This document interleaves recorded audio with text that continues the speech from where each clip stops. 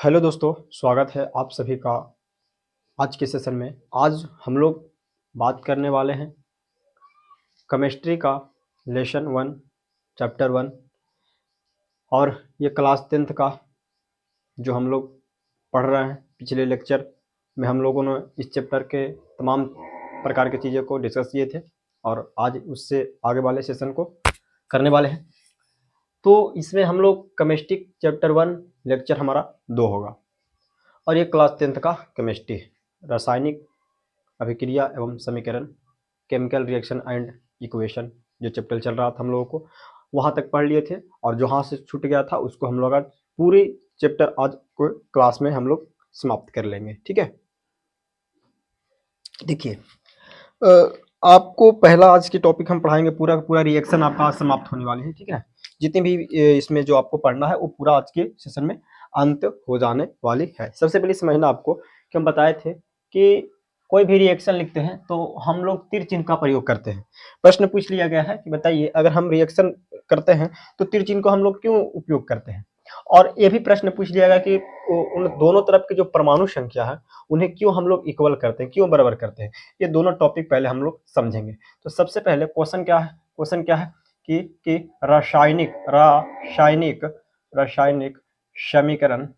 रासायनिक समीकरण में कौन चिन्ह, तो तीर चिन्ह। रासायनिक समीकरण में तीर चिन्ह का प्रयोग है ना, प्रयोग बराबर को यहाँ पे भाट कर देंगे। ये समझेंगे कि हम लोग तीर चिन्ह को प्रयोग क्यों करते हैं और इन दोनों तरफ के परमाणु संख्या को बराबर क्यों करते हैं, इसके बारे में हम लोग डिस्कस करने वाले हैं। तो सबसे पहले समझिए, अगर हमें कोई भी एक प्रकार का हम रिएक्शन लेते हैं सिंपल सा, जैसे हम लोग H2 लिए थे प्लस O2, मान लेते हैं कि यहाँ पे एक छोटा सा समीकरण लेते हैं जिसके थ्रू आपको हम समझाते हैं। तो यहाँ पे हम लोग H2O बनाते हैं, ठीक है ना, और इसको हम बराबर करते हैं परमाणु संख्या, परमाणु दोनों तरफ के परमाणु दोनों बराबर होना चाहिए। तो ये क्यों हम लोग करते हैं, तो देखिए सबसे पहले बराबर कर ले उसके बाद बात करते हैं। तो ये इधर ये यहाँ पे 2 है, तो ये यहाँ पे 2 है, वो यहाँ पे देखिए तो यहाँ पे कुछ नहीं तो 1 है, लेकिन यहाँ 2 है। तो वो बराबर तो करने के लिए आप क्या कीजिएगा, पीछे लगता है नहीं लगता, बीच में लगता है नहीं, आगे भी लगाना आगे लगाना, तो आगे हम लोग 2 से गुना कर देंगे। तो 2 से गुना करेंगे तो ये तो 2 हो जाएगा, परंतु ये गुना हो जाता है तो 2 दूनी 4 हो जाएगा, हाइड्रोजन संख्या 4 हो गया। तो उसको 4 करने के लिए इसके आगे आप 2 लगा दीजिए। तो फाइनली हम लोग इसका जो द्रव्यमान था हम लोग संरक्षण कर देते। देखिए कहता है कि सबसे पहले समझिए कि तीर चिन्ह का क्यों प्रयोग किया जाता है। देखिए तीर चिन्ह का प्रयोग इसलिए किया जाता है ना, कि ये जो तीर चिन्ह है वो दर्शाता है, क्या दर्शाता है, लिखेंगे कि लिखते हैं उसके बाद समझाते हैं। हम लोग तीर चिन्ह का प्रयोग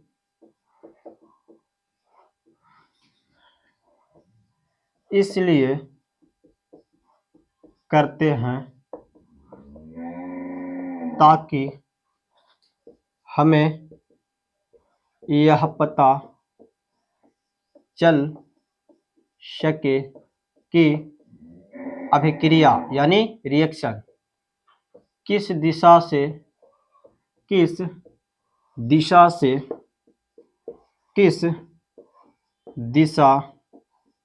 की ओर हो रही है एवं रासायनिक अभिक्रिया से पहले कुछ लिखेंगे कि रासायनिक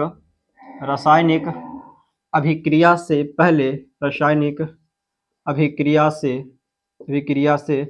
पहले कौन सी पदार्थ भाग ले रही है और यहाँ पे और, ठीक है, और तत्पश्चात यानी अभिक्रिया के बाद कौन सी पदार्थ भाग ले रही है और कौन सी पदार्थ बन रही है,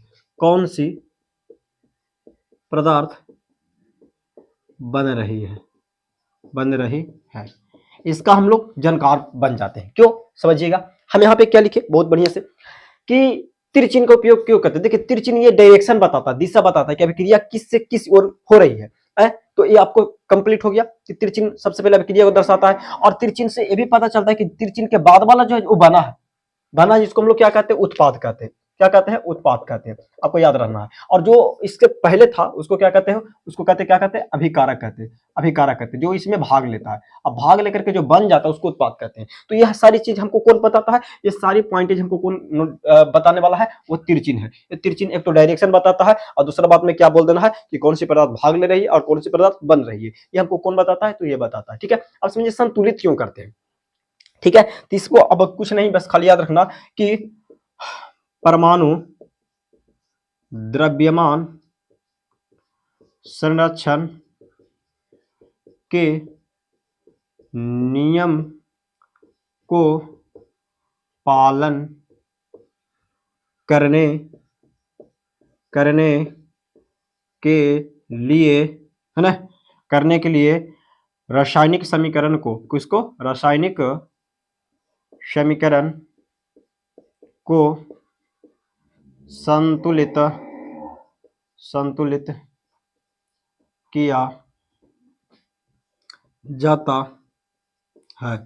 ठीक है, ये स्टार मार्क याद रखिएगा। अगर आपसे कोई पूछे कि बताइए हम लोग उसको संतुलन क्यों करते हैं, तो याद रखिएगा कि परमाणु द्रव्यमान संरक्षण के जो नियम है ना, उनको पालन करने के लिए, है ना, जिसके इनके अनुसार कुछ है कि आप कहिएगा परमाणु द्रव्यमान संरक्षण के नियम है क्या, हमको नियम बताइए, नियम क्या है, नियम ये है, नियम यही कहता है कि जो भी अभिक्रिया में पदार्थ जो भाग ले रहा उसकी परमाणु के द्रव्यमान, उसकी परमाणु द्रव्यमान और उसके तत्पास जो परमाणु द्रव्यमान, देखिए सबसे पहले समझ आ रहा है कि अभिक्रिया से पहले जो भाग ले रहा इसकी परमाणु का द्रव्यमान, है ना, और इसके तत्पास जो भी पदार्थ बन रहा है उसके परमाणु द्रव्यमान दोनों तरफ के अगर बराबर है, तो ये बराबर करने की जो प्रक्रिया है ना, इसी प्रक्रिया को हम लोग क्या कहते हैं, परमाणु द्रव्यमान संरक्षण नियम, है ना, यानी कि द्रव्यमान को संरक्षण करना है ना, इसको नाश नहीं करना है। जैसे कि देखिए यहाँ पे अगर हम लोग संतुलन के इसको संतुलन यानी कि यहाँ पे द्रव्यमान को हम लोग क्या कहें, संरक्षित किए हैं, तो क्या इसमें क्या याद रखिएगा कि परमाणु द्रव्यमान संरक्षण का नियम क्या है, तो आपको कहना है कि इस नियम के अनुसार अभिकारक का परमाणु द्रव्यमान और उत्पाद का परमाणु द्रव्यमान दोनों तरफ का कुछ होता है, बराबर होता है, तो उसको हम लोग परमाणु द्रव्यमान संरक्षण के नियम कहते हैं,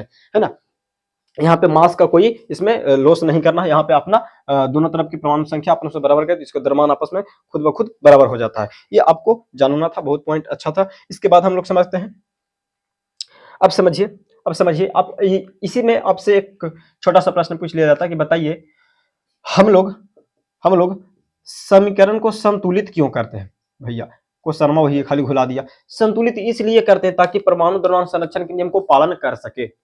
इसके अनुसार कुछ होता है कि अभिकारक का परमाणु द्रव्यमान उत्पाद के परमाणु द्रव्यमान से इक्वल होना चाहिए, बस इतने। आपको संतुलित इसलिए किया जाता है ताकि दोनों तरह के परमाणु संख्या और परमाणु दोनों आपस में बराबर हो जाए, इसलिए किया जाता है। ठीक है, इन सभी बातों के बाद हम लोग आते हैं कि देखिए क्या करते हैं, ये आपको स्क्रीनशॉट लेना है तो ले लीजिए, है ना, आपको ये बहुत अच्छा से अपनी भाषा में लिखा रहे हैं, याद कीजिए, एक भी नंबर यहाँ से आपको कटने वाला नहीं है, ठीक है ना, यहाँ पे आपको याद रखना है। चलिए जी, इससे हमको हटाते हैं, आप स्क्रीनशॉट ले लिए होंगे, बहुत अच्छा तरीका से हम लोग, ये क्वेश्चन बहुत अच्छा था। आगे बढ़ते हैं, आगे बढ़ने के बाद अब हम आते हैं, आप देखे होंगे कई बार आप क्या देखे होंगे कि यहाँ पे देखिए आ जाता है घूमते टहलते, और कई बार आप यहाँ देखे होंगे कि जब हम लोग दिवाली में खासकर चूना लाते हैं और चूना बुझा हुआ नहीं होता है, ठीक है, दुकानदार साहब भी लाते हैं खैनी खाने के लिए, परंतु हम लोग लाते हैं घर को पतैया करने के लिए। क्यों चूना क्यों प्रयोग करते हैं, तो समझिए। सबसे पहले हम लोग जो चूना लाते हैं उनको क्या करते हैं, पहले पानी में डालकर छोड़ देते हैं। क्यों छोड़ देते हैं, पूरा कहानी समझते हैं, बहुत मजा आएगा। देखिए समझिए, प्रश्न अगर आपसे पूछ लिया जाए कि आप बताइए कि आप बुझा हुआ जो चूना है जिसका फॉर्मूला होता है, ये कैल्शियम हाइड्रा ऑक्साइड कह सकते हैं, ये इसका है, यह है बुझा, ये किसका सूत्र है, बुझा हुआ चूना का ये कुछ है सूत्र है रासायनिक। तो यहाँ पे जो सूत्र है इसको हम कहते हैं कि इनको हम उपयोग कोचिंग में करते हैं। पहला तो इनका हम लोग उपयोग करते हैं, एक देखे होंगे कि हम लोग घर को क्या करते हैं, पोतन में, है ना, घर को पेंट करने में, यानी कि यहाँ पे कह सकते हैं कि पेंट इससे करते हैं ना, पेंट करते हैं। तो हम लोग कह सकते हैं कि आखिर इसका पेंट करने से क्या फायदा, इन्हीं को हम लोग क्यों पेंट करते हैं, इससे क्या फायदा हो, तो समझिए, पूरा कहानी समझाते हैं। देखिए सबसे पहले हम लोग क्या करते हैं यहाँ पे कि ये जो चूना होता है वो बिना बुझा होता है, ठीक है, तो बिना बुझा हुआ चूना के सूत्र होता है कैल्शियम ऑक्साइड, ठीक है ना। और इसमें हम लोग क्या करते हैं, इसमें हम लोग करते क्या सुनिए,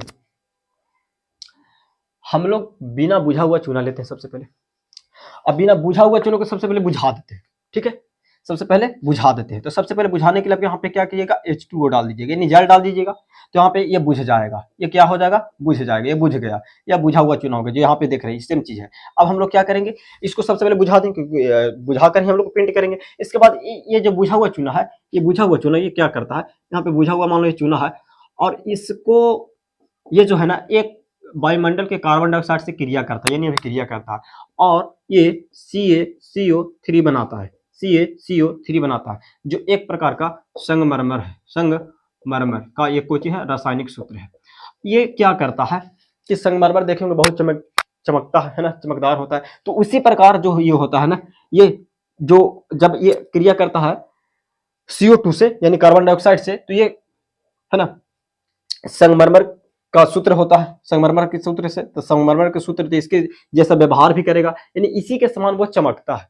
तो इसीलिए कहा जाता है कि आपको बोलना क्या है कि हम लोग बिना बुझा हुआ के चूना को इस्तेमाल सफेदी करने में इसलिए करते हैं, क्योंकि ये वायुमंडल के कार्बन डाइऑक्साइड से क्रिया करके 2 से 3 दिनों के बाद उस पर लाइट आ जाती है। कितने दिन के बाद, 2 से 3 दिन के बाद देखिए समानता उसमें लाइट आ जाती है पूरा अच्छे तरीके से, है ना। कोई कोई ज्यादा क्वालिटी को तो तुरंत आ जाता है। तो बिना बुझा हुआ चूना को हम लोग क्या करते हैं, ये जो है कार्बन डाइऑक्साइड से क्रिया खुद ब खुद कर लेगा, और इस संगमरमर के समान उस पर चमक लाती है ना। तो इसीलिए हम लोग इसका उपयोग करते हैं, और इसका उपयोग खाने में भी किया जाता है, खैनी जैसे कि आप जानते होंगे दुकान उकान में होता है। तो इसका आपको इतना रोल था, ज्यादा नहीं था। बस याद रखिएगा कि जो है वायुमंडल के कार्बन डाइऑक्साइड से बिना बुझा हुआ चूना क्रिया करेगा, क्रिया कर करके ये संगमरमर के समान एक परत बनाता है।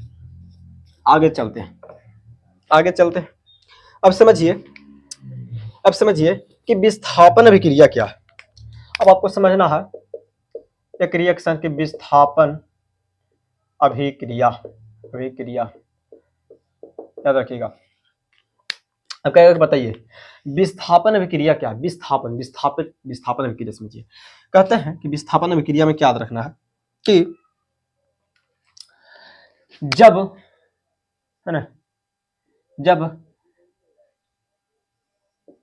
यौगिकों में से किसी एक पदार्थ को है ना अलग कर देता है। यौगिक के समूह में से अगर एक पदार्थ को आप अलग कर रहे हैं, ठीक है, किसी यौगिक को अलग कर रहे हैं, तब ऐसे आप करते हैं, तब इसको आप क्या कहिएगा, विस्थापन। क्या कहिएगा, विस्थापन अभिक्रिया ये हो गया। ठीक है, समूह में से एक हटा दे तब विस्थापन अभिक्रिया हो गया। ठीक है जी, विस्थापन अभिक्रिया कहलाता है, ऐसे लिख सकते हैं बहुत बढ़िया तरीका से। जब परमाणु या परमाणु के समूह में से है ना यौगिकों में से एक को विस्थापित कर देना। जैसे मैं नहीं समझे तो एक एग्जांपल लेते हैं, समझिए। हम लोग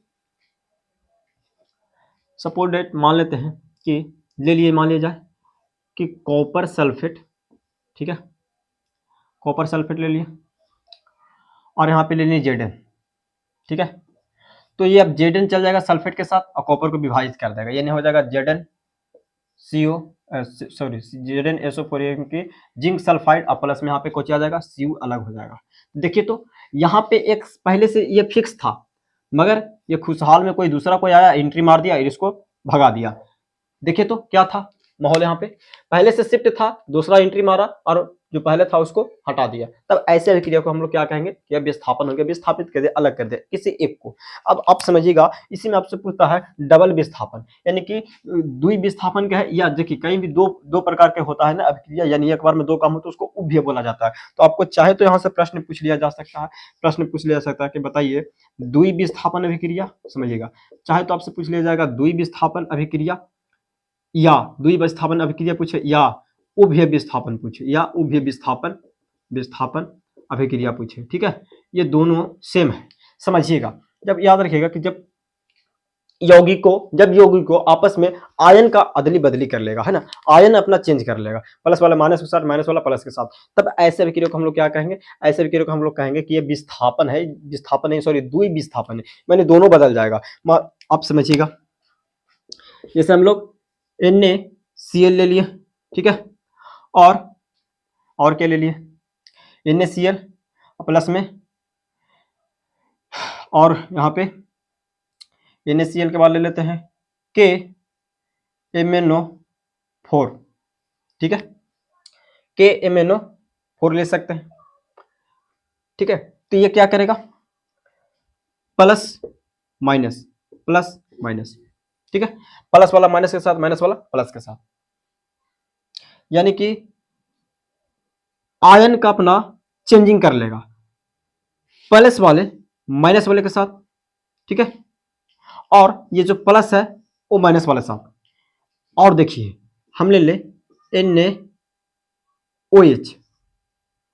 ठीक है, और हम लोग ले ले, सपोज मान लीजिए कि यहाँ पे NaCl है और हम लोग ले लिए HCl। यहाँ पे क्या होगा, प्लस माइनस प्लस माइनस। तो जो भी यहाँ पे प्लस है वो माइनस के साथ दिया जाएगा, जो माइनस है वह प्लस के साथ जाएगा। ठीक है,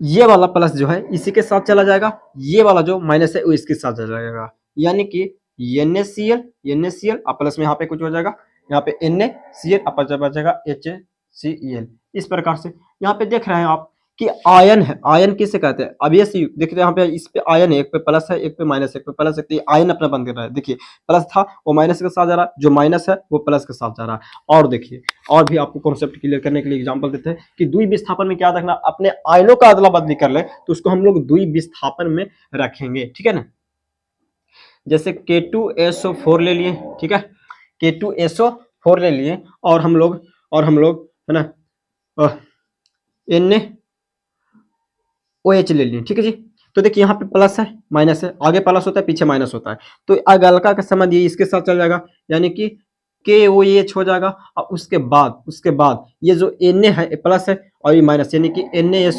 NaSO4 हो जाएगा। तो अब देख रहे होंगे क्या हो रहा है, अपनी आयनों के अदली बदली कर ले तो उसको हम लोग उभय विस्थापन या द्वि विस्थापन अभिक्रिया कहते हैं। इतना आपको 3 उदाहरण दिए, 3 में से आपको समझ लेना है कि अपना प्लस है जो माइनस के साथ है, माइनस जो पहले से अदला बदली अपना आयन करे तब उसको हम लोग उभय विस्थापन या द्वि विस्थापन अभिक्रिया कहते हैं। अगर आप चाहें तो यहाँ पे हम लिख भी देंगे आपके लिए, है ना, शॉर्ट में लिख देते हैं, आप समझ गए होंगे कि जब यौगिक में उपस्थित है ना, जब यौगिक में उपस्थित क्या पदार्थ क्या करते हैं, अपने आयनों का अदली बदली कर ले, अपने आयनों का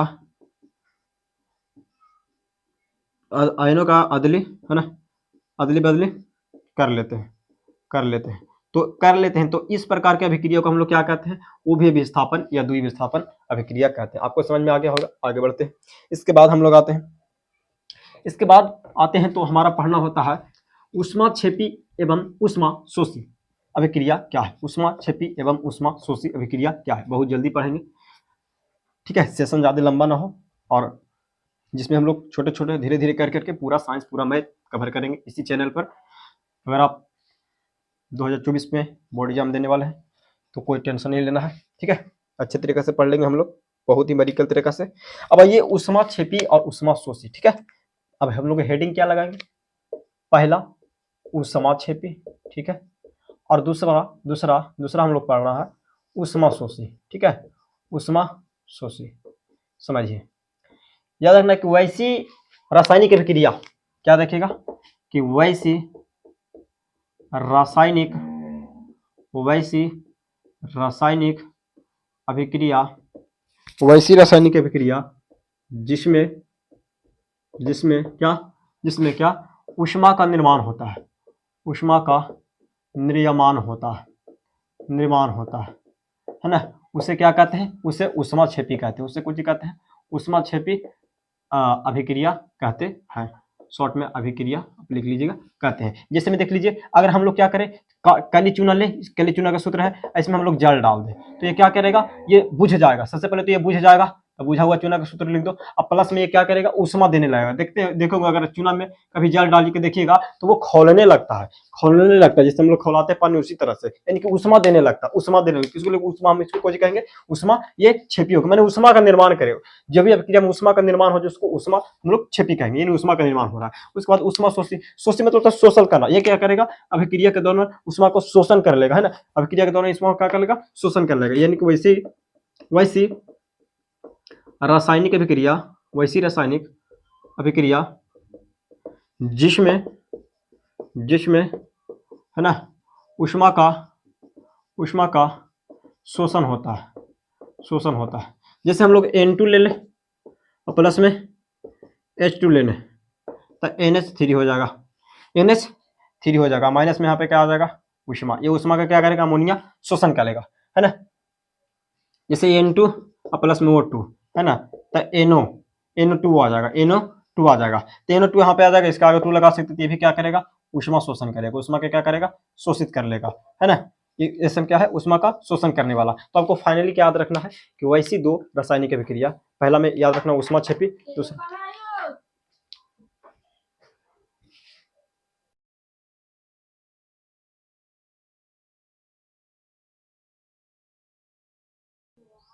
चलिए जी, हम लोग ऊष्माक्षेपी एवं ऊष्माशोषी को अच्छे तरीके से समझिए। बस एक बात ध्यान से सुनिए कि अगर कोई भी रासायनिक अभिक्रिया के दौरान अगर ऊष्मा का निर्माण होगा तो उसको हम लोग ऊष्माक्षेपी कहेंगे, और जिस अभिक्रिया में ऊष्मा का शोषण कहेगा उसमें हम लोग ऊष्माशोषी कहेंगे। ये थोड़ा सा जानने योग्य था, ये सब पूछता नहीं है, ठीक है जी।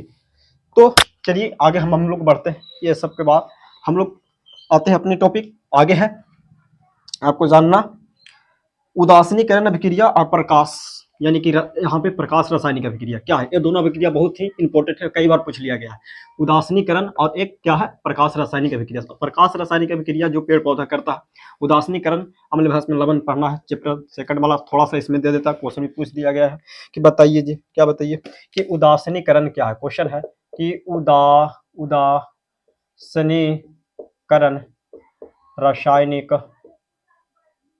रासायनिक अभिक्रिया, ठीक है, क्या है, याद रखिएगा कि वैसी रासायनिक अभिक्रिया जिसमें अम्ल तथा भस्म को मिलाने पर लवण तथा जल बनता है।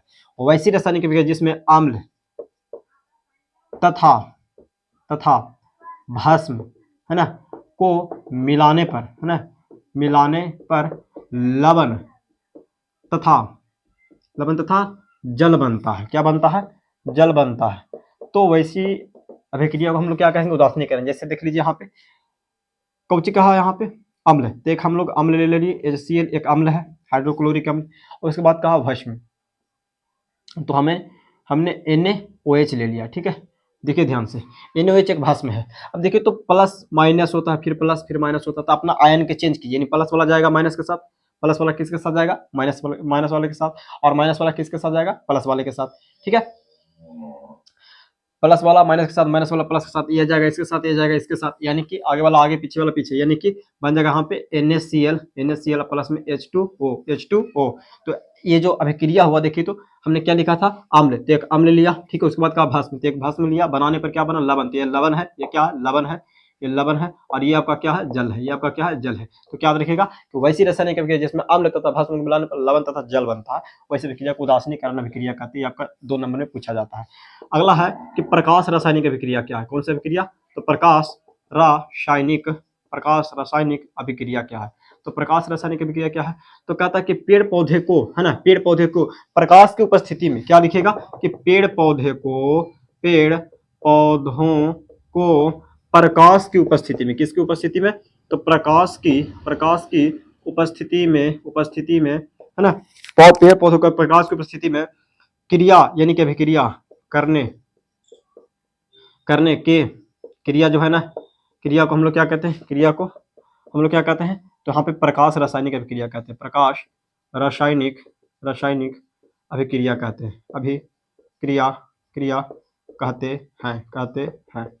तो आपको फाइनली पता चल गया कि पेड़ पौधे को प्रकाश की उपस्थिति में जो क्रिया करता है ना, क्लोरोफिल की क्रिया जो हम लोग, है ना, क्लोरोफिल की क्रिया जो करता है वो प्रकाश पेड़ पौधा, वही तो है प्रकाश रासायनिक अभिक्रिया। इसके दौरान क्या करता है, इसके दौरान, है ना, ग्लूकोज का निर्माण करता है, इसके दौरान क्या करता है, ग्लूकोज का निर्माण करता है। तो ग्लूकोज का C6H12 और O6 यहाँ पे इसका कुछ होता है, रासायनिक सूत्र होता है, रासायनिक कुछ होता है, सूत्र होता है, आपको याद रखना, ठीक है। इतना ही जाना था कि पेड़ पौधे को प्रकाश संश्लेषण की क्रिया करने को हम लोग प्रकाश रासायनिक अभिक्रिया कहते हैं। इसके दौरान ग्लूकोज का बनाता है, ग्लूकोज का सूत्र ले लीजिएगा, कार्बन के 6 मात्रा, हाइड्रोजन के 12 मात्रा और ऑक्सीजन का 6 मात्रा बनाता है, और प्लस में क्या देता है, ऑक्सीजन गैस देता है, जो हम लोग यहाँ पे ग्रहण करते हैं, O2 देता है साथ में साथ, ठीक है। तो ये होता है प्रकाश रासायनिक अभिक्रिया। उसके बाद हम समझेंगे ऑक्सीकरण और अवकरण अभिक्रिया।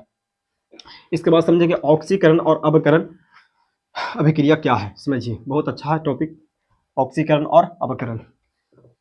बहुत ही अच्छा, ये टॉपिक को समझ लिए और आगे चलते हैं। इसी तरीके से सारे के सारा खत्म करेंगे बहुत बढ़िया से आगे वाला चैप्टर जो आने वाला है। अब देखिए सबसे पहले जानिए आप ऑक्सीकरण या उपचयन क्या होता है। वैसी याद रखिएगा कि वैसी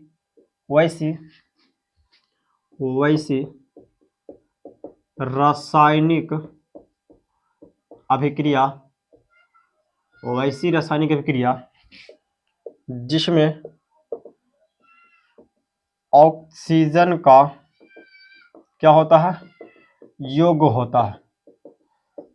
होता है। जैसे में एग्जाम्पल समझिए, जैसे हमने Mg+ में O2 ले लिया तो बन गया MgO। संतुलन करना जरूरत है तो यहाँ पे 2 लगाने के लिए 2 लगाई, यहाँ पे 2 लगे, संतुलित हो गया। एक संतुलन के लिए आपके लिए एक अलग से वीडियो लाएंगे, 10 से 15 क्वेश्चन करा देंगे संतुलन करने के लिए, एकदम बेस्ट आपको अच्छा तरीके से सिखा देंगे। उसमें भी ऐसे आपको हम सिखा चुके हैं, अगर कोई के डाउट है तो फिर उसके लिए हम करेंगे। ठीक है ना। फिर देख लीजिए C+ में O2 ले लेंगे तो यहाँ बन जाएगा CO2। जो यहाँ पे देख लीजिए ऑक्सीजन का योग हुआ, जुड़ रहा है, ऑक्सीजन जहाँ पे जुड़ेगा वहाँ पे क्या होगा, उपचयन होगा, या इसी को आप कह सकते हैं कौन करण, तो ऑक्सीकरण कह सकते हैं। ठीक है। उसके बाद आपको से अवकरण पूछता है कि बताइए अवकरण क्या है, या अपचयन क्या है। याद रखिएगा कि वैसी रासायनिक अभिक्रिया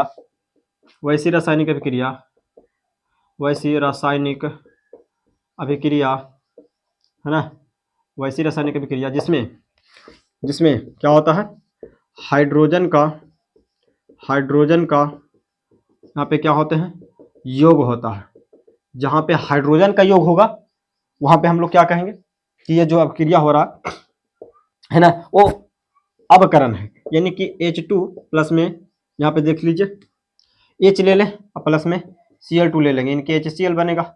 और इसको संतुलन करने के बाद इसके आगे 2 लगे भी, फिर इसके आगे 2 लगे, तो कुछ ये देखिए तो हाइड्रोजन के यहाँ पे योग हो रहा है, जहाँ पे हाइड्रोजन को योग होगा वहां पे हम लोग अपचयन कहेंगे, अथवा इसी को क्या कह सकते हैं, अवकरण भी कह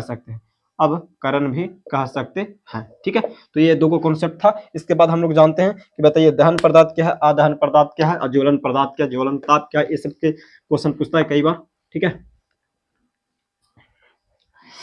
आइए हम लोग चलते हैं दहनशील अदहनशील पदार्थ क्या है। सबसे पहले इसमें ये दहन क्या है, दहन होलिका दहन आ रहा है, उसी प्रकार हम लोग दहन समझेंगे जिस प्रकार होलिका दहन में होता है ना।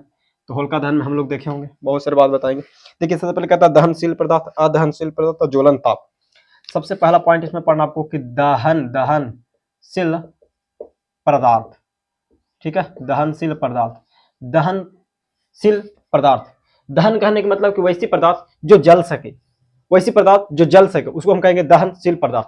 अब दुनिया का वैसा कोई भी पदार्थ कहिए जिसको आप जला सकते हैं, वो सारी पदार्थ आपका क्या होगा, दहनशील पदार्थ। याद रखिएगा कि वैसा पदार्थ है ना, वैसा पदार्थ जिसे है ना जलाया जा सके, उसे क्या कहते हैं, दहनशील पदार्थ कहते हैं। दहनशील पदार्थ कहते हैं। जैसे देख लीजिए आप यहाँ पे तेल को जला सकते हैं, है ना, लकड़ी जो भी है आपका, लकड़ी को जला सकते हैं, जिसको आप लोग ईंधन कहते हैं, ईंधन के रूप में, है ना। आप LPG को यहाँ पे दहनशील कह सकते हैं क्योंकि उसको जलाते हैं। इत्यादि बहुत सारा ऐसा चीज जिसको हम लोग जला सकते हैं। दुनिया पर, पृथ्वी पर बहुत सारा ऐसा पदार्थ जिसको हम लोग जला सकते हैं, और जिनको हम लोग जला सकते हैं उसी को तो दहनशील पदार्थ कहते हैं। यहाँ पे उसके बाद कहता है आ क्या अर्थ होता है, नहीं, यानी अदहनशील पदार्थ। इसको ज्यादा लिखाने से बढ़िया समझा देते हैं। अदहनशील पदार्थ आपको से कहना कि अदहनशील पदार्थ क्या है। अदहनशील पदार्थ आपको सिंपल सा बताना है कि वैसी पदार्थ बबुआ जो कि नहीं जल सके। जैसे में आप देख लीजिए बालू ले लीजिए, अगर आप बालू को जलाना चाहेंगे तो कभी जलेगा, नहीं जल पाएगा, है ना। उसी प्रकार से आप ईंट ले लीजिए, है ना, मिट्टी ले लीजिए, ये सब जो पदार्थ है नहीं जल पाएगा। लेकिन आप समझिए ज्वलन ताप एक पूछता है, ज्वलन ताप क्या है, तो आपको ज्वलन ताप हम आपको आपके भाषा में समझाएंगे। ज्वलन ताप क्या, देखिएगा ज्वलन ताप मतलब होता है टेम्परेचर। ज्वलन में जलने की टेम्परेचर, यानी जलने, कोई भी पदार्थ के जलने की जो टेम्परेचर, अधिकतम जो टेम्परेचर होता है ना, जो उसका ताप कह सकते हैं। यानी कि किसी भी पदार्थ को लिख देते हैं कि किसी भी पदार्थ को जलने के लिए लिए अधिकतम, अधिकतम के बात किए हैं, न्यूनतम के नहीं, अधिकतम है ना, अधिकतम ताप को क्या कहते हैं, ज्वलन ताप कहते हैं, ज्वलन ताप कहते हैं। अब समझिए, मान लिया जाए कि एग्जांपल हम आपको समझाते हैं कि ज्वलन ताप क्या है। आप एक पेपर लीजिएगा तो उसको आप आसानी से जला सकते हैं, मगर मान लीजिए कि एक आप ले लीजिए लकड़ी, ठीक है, लकड़ी को जलाने के लिए आपको ज्यादा ताप की आवश्यकता होगा, किसके अपेक्षा, अगर एक हम तेल ले लें, है ना, डीजल ले लें या तो किरोसिन ले लें, मान लो किरोसिन तेल ले लिए, जो किरोसिन होगा, किरोसिन को आपको कम ताप पर यहाँ पे ये जलने लगेगा, कम ताप पर ये जलने लगेगा, इसका ताप कम लगेगा, है ना, थोड़ा समय जल जाएगा। लेकिन वही आपको लकड़ी जलाना होगा तो उसके लिए ज्यादा ज्वलन ताप चाहिए था। तो आपको इतना ही याद रखना है, कुछ नहीं, कि किसी भी पदार्थ को जलाने के लिए अधिकतम जो ताप होता है उसको ज्वलन ताप कहते हैं। जैसे समझिए, लकड़ी को जलाने के लिए ज्यादा चाहिए टेम्परेचर, है ना, आपको सलाई से नहीं धरा सकते, उसको कुछ और से पदार्थ से धरा सकते हैं, है ना। अगर आपको तेल को धराना, तेल के लिए आप कुछ ही कर सकते हैं, थोड़ा सा माचिस मारिएगा, देखते हैं गैस को, अगर मान लो कि एलपीजी को धराना है, एलपीजी की थोड़ा सा बत्ती जला देते हैं जो धर लेता है, तो ये सब के लिए कुछ जो अधिकतम ज्वलन ताप है। कागज है, कागज के लिए फिक्स है कि थोड़ा सा सलाई से हम लोग लहरा सकते हैं। इसी प्रकार से हम आप लोग पढ़ाते हैं कि बताइए एलपीजी क्या है। एलपीजी से आपका प्रश्न आता है तो एलपीजी थोड़ा सा जाते शायद ये हमारा, देखिए अब वहां से भी प्रश्न पूछता है दहन अदहनशील पदार्थ से कि किसी भी पदार्थ को जलने के लिए कितनी पदार्थों की आवश्यकता है, ये प्रश्न पूछा था। तो किसी भी पदार्थ को जलाने के लिए क्या क्या आवश्यक है, तो पदार्थ को आपको क्या करना है, पदार्थ को आपको जलाना है। तो जलाने के लिए आवश्यक पदार्थ क्या होना चाहिए, तो कोई पदार्थ कब जल सकता है, पहला पॉइंट, वो जो पदार्थ होना चाहिए वो दहनशील होना चाहिए। कैसा होना चाहिए, दहन होना चाहिए, इनके जल सके। जैसे बालू लगेगा, बालू का भी जल सकता है, ईंट का भी जल सकता है, पानी का भी जल सकता है, नहीं जल सकता, तो जलने वाला पदार्थ होना, यानी दहनशील पदार्थ की आपूर्ति, है ना, आपूर्ति, तब ये जल सकता है। दूसरे पॉइंट पे क्या रखिएगा, ज्वलन ताप की आपूर्ति, जब तक आप ज्वलन ताप उसका जितना उसको चाहिए नहीं देगा, नहीं जलने वाला बात है, ठीक है। ऑक्सीजन चाहिए, है ना, जहाँ पे ऑक्सीजन नहीं वहां पे जलने की कोई बात ही नहीं है, ऑक्सीजन की आपूर्ति होनी चाहिए, है ना। ये जो तीन पदार्थ जब तक नहीं मिलेगा आप किसी भी पदार्थ को नहीं जला सकते हैं। वो सबसे पहले तो दहन होना चाहिए, जो होना ही होगा, ज्वलन ताप उसको भरपूर दीजिए तब वो जलेगा, और उसको ऑक्सीजन चाहिए। ऐसा नहीं कि ऑक्सीजन नहीं, जहां पे ऑक्सीजन नहीं वहां पे आग जल ही नहीं सकता, वो जल ही नहीं सकता, मतलब बीत जाएगा, है ना, खत्म हो जाएगा। इसके बाद आप समझ गए, स्क्रीनशॉट ले सकते हैं। आगे बढ़ते हैं, जब हम लोग आते हैं एलपीजी पर, ठीक है। एलपीजी क्या है, एलपीजी को अच्छे तरीके से समझेंगे, उसके बाद हमारा टॉपिक आज का समाप्त हो जाएगा, साथ साथ ही चैप्टर भी आपका एंड हो गया। इससे ज्यादा नहीं पूछता, इसमें से 5 नंबर के क्वेश्चन कभी नहीं पूछा गया है, तो आपको अथक प्रयास करना है कि सबसे ज्यादा अभिक्रिया पूछे जाते हैं, तो आपको जो पढ़ाए उसी से आएगा, ठीक है। अगर आएगा तो भी 1 से 2 प्रश्न, एक प्रश्न बहुत हार्डली है। तो देखिए क्वेश्चन है कि एलपीजी क्या है, ठीक है। इसकी पूरी नाम लिक्विफाइड पेट्रोलियम गैस होता है, यानी कि द्रवीभूत, अगर हिंदी में बात करें तो द्रवीभूत पेट्रोलियम, है ना, गैस। ये कहाँ से निकाला जाता है, तो ये निकाला जाता है पेट्रोलियम से ही गैस भी निकाला जाता है, ठीक है जी। तो आपको समझना है कि ये क्या होता है, याद रखना, ये एथेन, है ना, एथेन मेथ एथ प्रोप, है ना, C3H 6 दूनी 3 दूनी 6 6 दूनी 8 और C5 तो H10, यानी कि इसको क्या कह सकते हैं, मेथ के बाद ये आता है एथ प्रोप और यहाँ पे आ गया ब्यूट, तो ब्यूटेन, प्रोपेन और एथेन, ठीक है। याद रखना है कि ये जो होता है एथेन, है ना, प्रोपेन और ब्यूटेन का कुछ होता है अवयव होता है, ठीक है, अवयव होता है, जिसको उपयोग हम लोग किस में करते हैं, इसमें उपयोग कुछ में करते हैं इसको, तो हम लोग उपयोग करते हैं खाना बनाने में, ईंधन के रूप में करते हैं, यानी कि खाना बनाने में किस रूप में करते हैं, तो ईंधन के रूप में करते हैं। कोई रूप में करते हैं, तो ईंधन के रूप में करते हैं। तो अगर आपसे कोई पूछे कि बताइए ये जो एलपीजी क्या है, तो आपको बोलिएगा कि इसका पूरा नाम लिक्विफाइड पेट्रोलियम गैस होता है, यानी हिंदी में लिख देना द्रवीभूत पेट्रोलियम गैस होता है, जो क्या एथेन, प्रोपेन और ब्यूटेन का मुख्य रूप से कुछ होता है अवयव होता है। और ये जो होते हैं ना, इनको हम लोग खाना बनाने में ईंधन के रूप में प्रयोग करते हैं, और इनमें कुछ ना कुछ गंध होता है। जैसे हम लोग गैस निकलता है तो पकड़ लेते हैं, तो उसमें इथाइल मरकप्टन मिलाया जाता है ना, यानी कि C2H5 यहाँ पे होता है OH, है ना, यहाँ पे C2H5OH इथाइल मरकप्टन होता है, इथाइल मरकप्टन ये क्या करता है, ये क्या करता है, ये क्या करता है, उसमें गंध उत्पन्न करता है। अगर मान लीजिए कहीं पे उसका लीकेज हो रहा है, कहीं से गैस निकल रहा है, तो उसको हम लोग पता कैसे चलेंगे, तो इथाइल मेरकैप्टन होता है। इथाइल मेरकैप्टन जो उसको क्या कहता है, उसकी एक विशेष गंध होती है, और उस गंध से हम लोग समझ आते हैं कि जो गैस निकल रहा है, गैस कहीं से निकल रहा है। तो ये सारी बात आपको जानना था। इसके बाद इसमें जो भी आपका टॉपिक था, वन लेसन जो रासायनिक अभिक्रिया एवं समीकरण था, उसके बारे में ऑलमोस्ट हम लोग सारे भी टॉपिक पर बात कर चुके हैं। तो केमिस्ट्री का आपका ये जो लेक्चर 2 था, और ये लेक्चर 1 अगर आप नहीं देखे तो प्लीज आपसे रिक्वेस्ट है आप देख लीजिए, ताकि आपके लिए ये जो चैप्टर है पूर्णतः समाप्त हो जाए। और अगर आप यहाँ पे अभिक्रिया को संतुलित करना में कोई दिक्कत है, तो उससे लेकर के हम एक वीडियो बना देंगे, ठीक है ना, जो आपको फाइनली ट्रिक के साथ उसमें बता देंगे, तो आपके लिए कंप्लीट हो जाएगा 10 से 12 को, उससे ज़्यादा नहीं। संतुलित करने के लिए आता है ना, 2 को दे देगा समीकरण और एक एक नंबर कराएगा, तो हमको करा देंगे, ठीक है ना। तो तब तक के लिए फ्रेंड्स, हमारा आज का ये जो सेशन समाप्त होता है, मिलेंगे आपसे अगले सेशन में, तब तक के लिए जय हिंद, धन्यवाद।